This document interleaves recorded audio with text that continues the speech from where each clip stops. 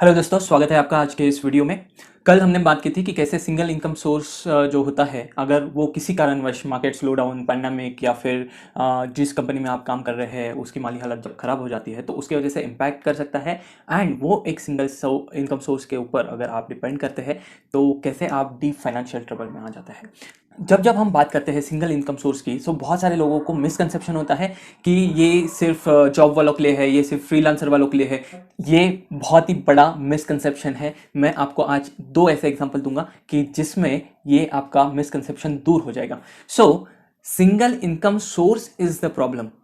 इसमें ये ज़रूरी नहीं है कि आप जॉब में हैं, आप फ्रीलांसर हैं, आप सेल्फ एम्प्लॉयड हैं, या फिर आप प्रोफेशनल सर्विसेज प्रोवाइड करते हैं, या फिर आप गिग इकोनॉमी का पार्ट है।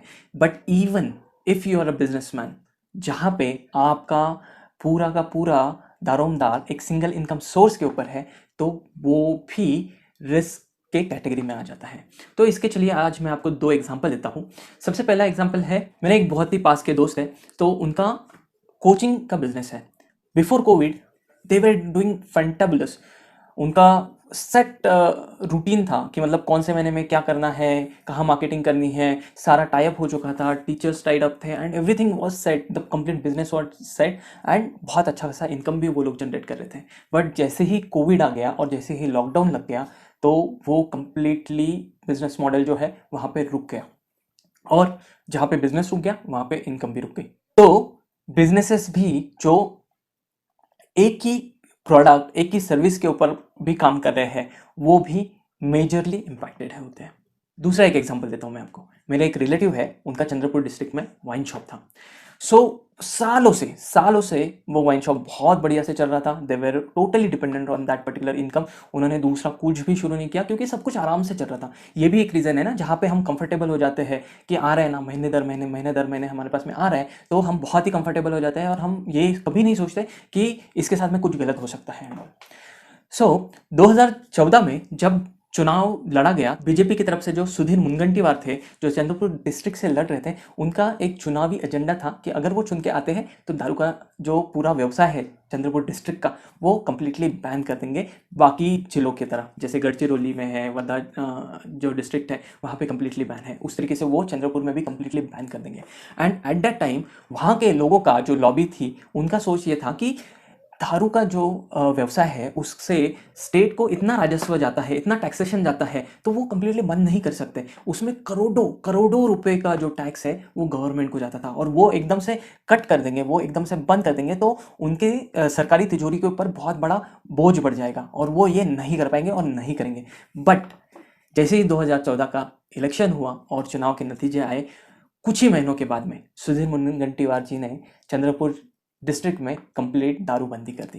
एंड उसके वजह से जो मेरे रिलेटिव थे, उनका एक सिंगल दुकान था चंद्रपुर डिस्ट्रिक्ट में, वो उनका बंद हो गया। और सालों से, ये 10-20 नहीं, मैं 30+ ईयर्स की बात कर रहा हूँ, तब से उनका वाइन शॉप का बिजनेस बहुत बढ़िया तरीके से चल रहा था। दे वर हैबिचुअल फॉर कंसिस्टेंट इनकम जो महीने दर महीने आ रही थी। And all of a sudden ये इस बैन की वजह से उनका देखा देखिए इतने सालों का जो बिजनेस था वो बंद करना पड़ा, क्योंकि कंप्लीटली बैन हो गया। तो हमने कल के वीडियो में देखा था कि कैसे डिफरेंट डिफरेंट रीजंस होते हैं जिसकी वजह से आपके सिंगल इनकम सोर्स, आपका जो सिंगल इनकम सोर्स है वो रिस्क में आ सकता है या फिर बंद हो सकता है और आप उससे डीप फाइनेंशियल ट्रबल में जा सकते हो।